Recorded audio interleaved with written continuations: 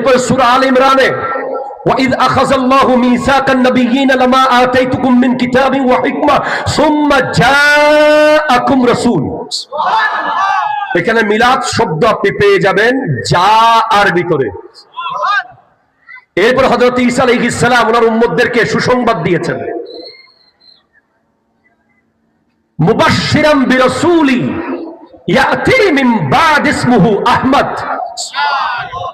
এখানে মিলাদ পেয়ে যাবেন ইয়াতির ভিতরে।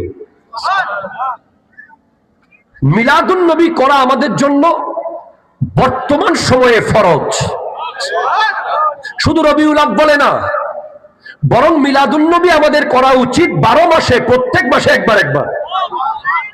কারণ যেই পরিমাণ ভণ্ড, যেই পরিমাণ কোরআন সুন্নাহর বিকৃতকারী বের হচ্ছে দিন দিন, ঠিক কিনা? জোরে কথা বলেন না। আপনি দেখবেন যে কিছু আউল বাউল ফাউল আছে, যারা বাউল গানের ভেতর দিয়ে সরল মনা মুসলমানকে বিভিন্ন আজগবি আজগবি কথা বলে।